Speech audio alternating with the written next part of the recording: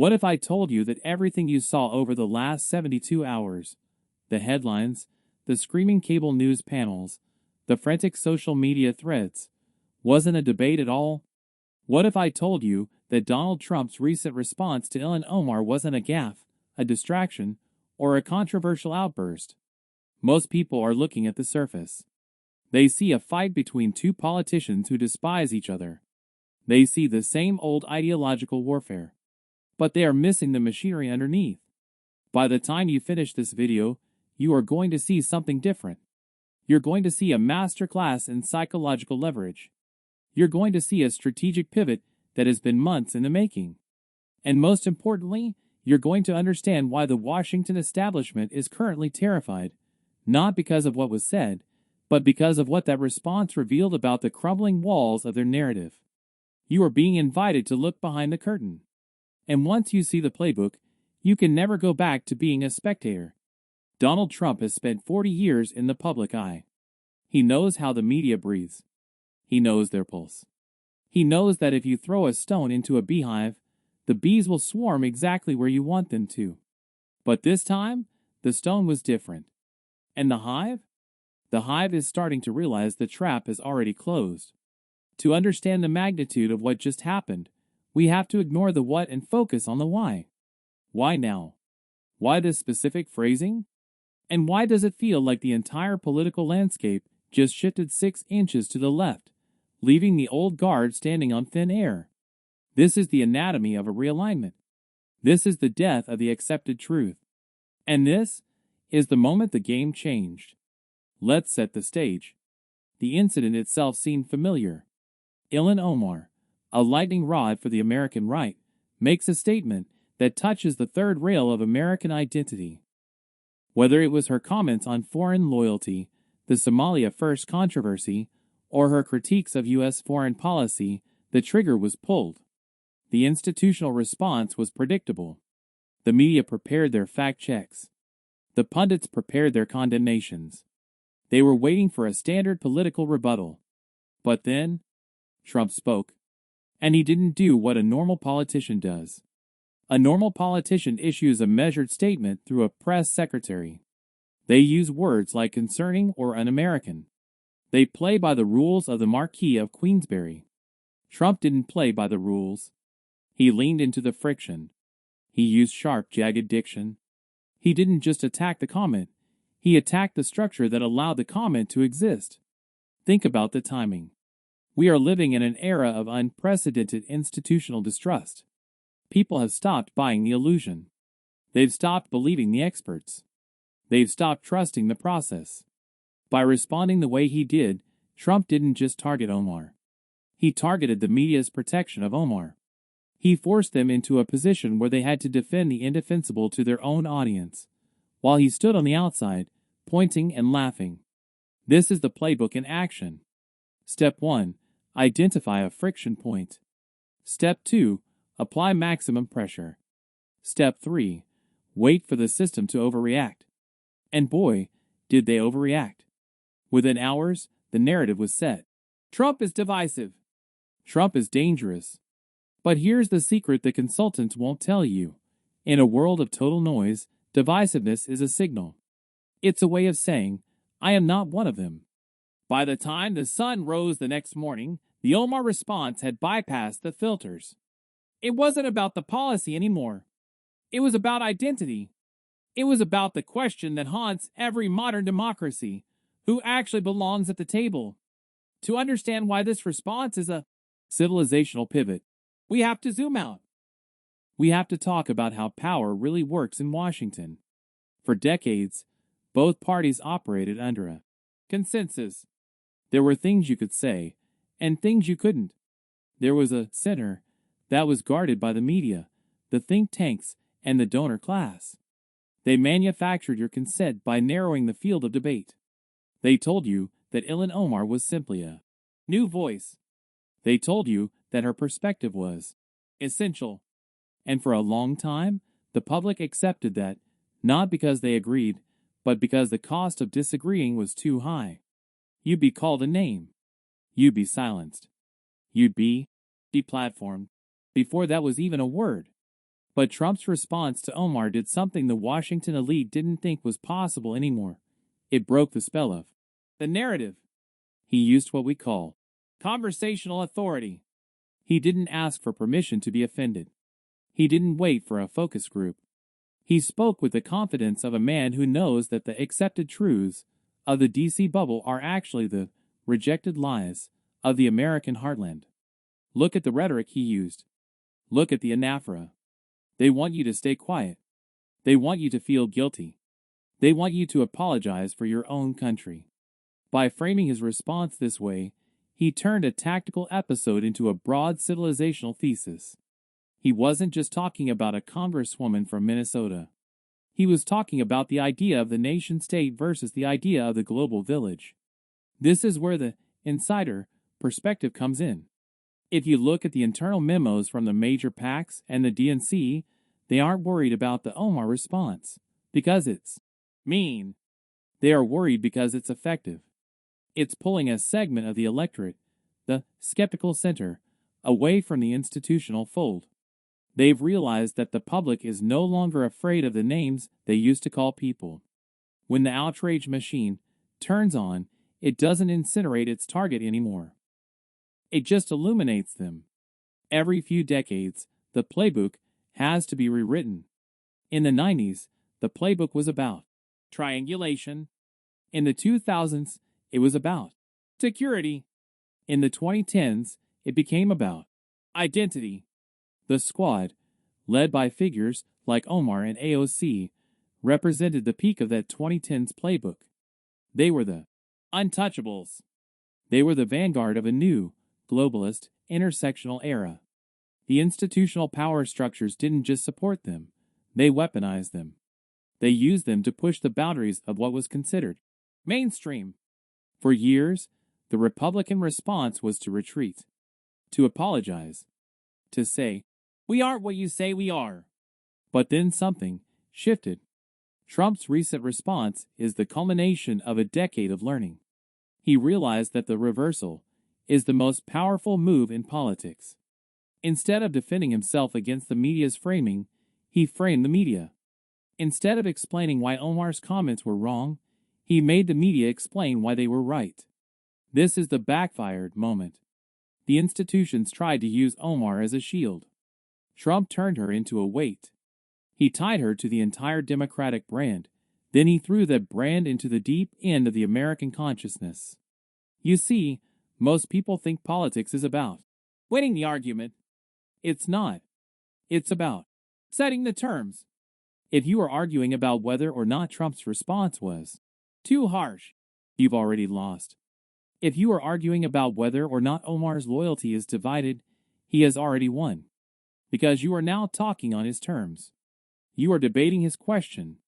And that question, that fundamental, bone-deep question about who we are, is the one thing the consensus cannot survive. Let's zoom out. Let's look at the scale of what we're talking about. This isn't just a news cycle. This is a realignment. In the old world, power was held by those who controlled the information. The news anchors, the editors, the professors. In the new world, power is held by those who control the belief.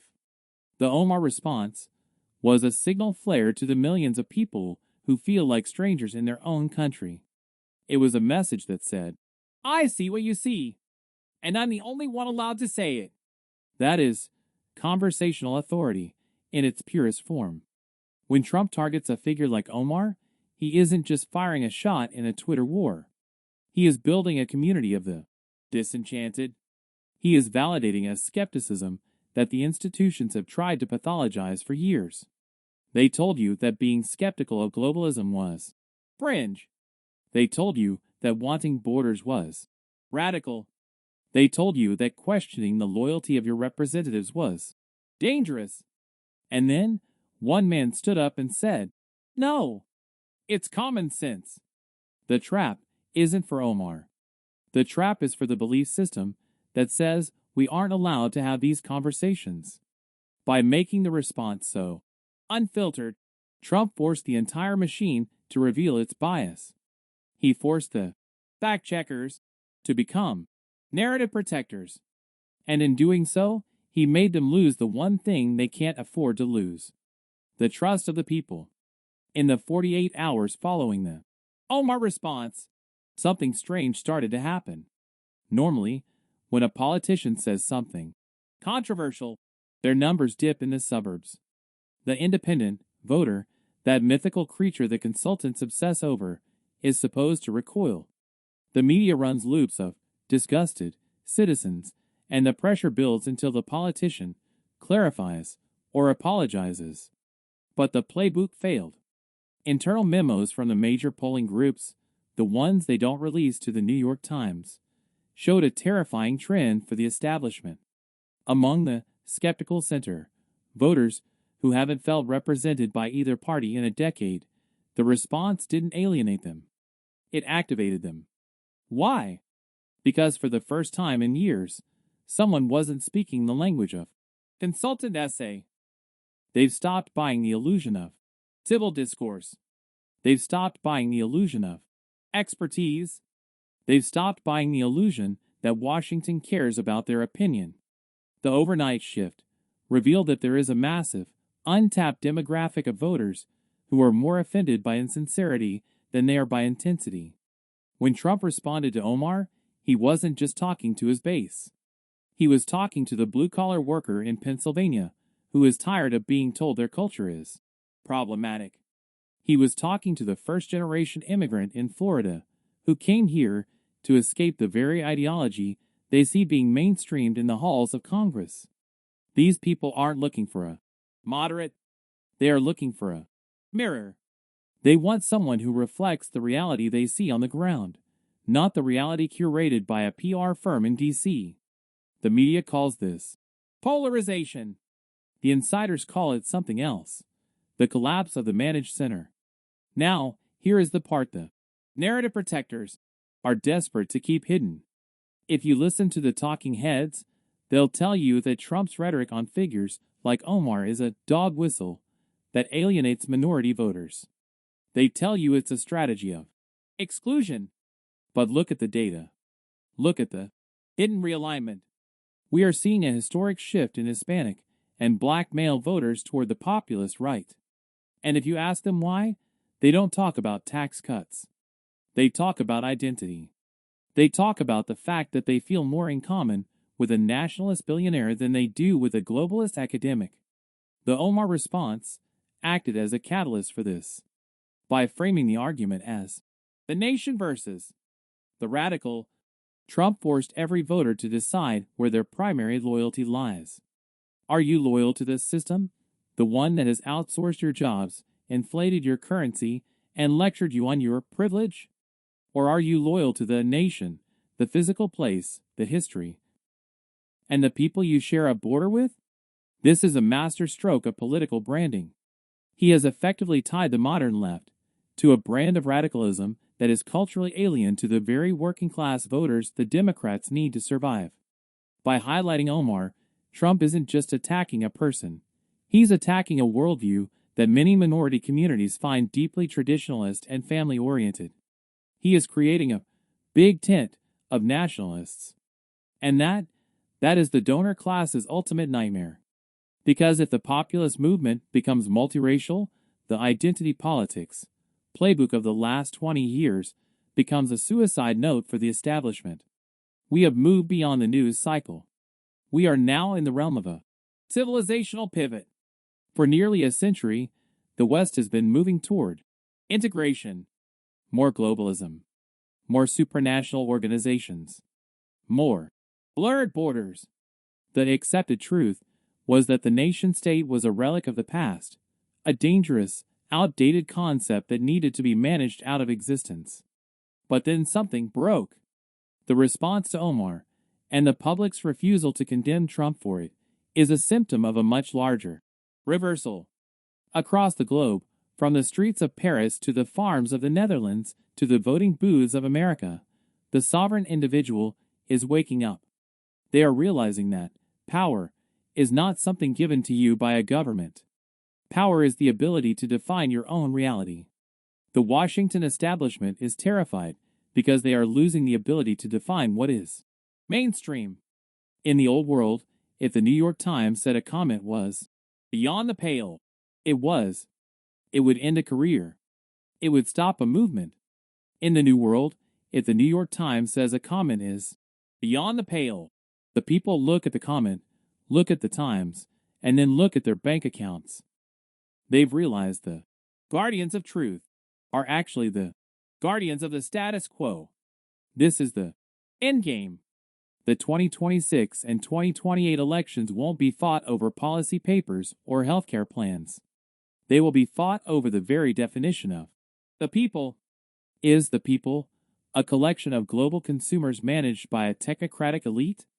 Or is the people a sovereign body with a specific culture, a specific border, and a specific destiny? Trump's response to Omar was a stake in the ground. It was a declaration that the era of apology politics is over. Now let's talk about you. Why are you watching this?